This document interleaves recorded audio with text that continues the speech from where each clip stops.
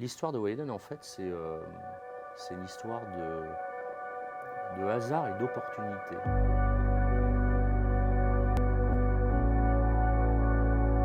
Une autre étape importante dans la structuration de Wayden, ça a été le constat, c'est qu'on s'adresse, nous, à des clients qui, globalement, font plus de 100 millions d'euros de chiffre d'affaires.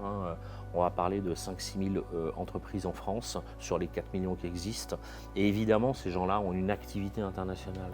Donc on a été chercher, on a mis 2 ans quand même à trouver un des quelques réseaux, je crois qu'il y en a 3 ou 4 qui existent dans notre métier, un des 3 ou 4 réseaux qui est un réseau de partenaires qui nous permet d'apporter aujourd'hui, au travers de ce réseau IXPA Global Executive Solution, une réponse possible pour nos clients dans 29 pays sur 5 continents. Et ça, c'est une vraie avancée qui nous permet aujourd'hui de réaliser un peu moins de 10% de notre chiffre d'affaires à l'international.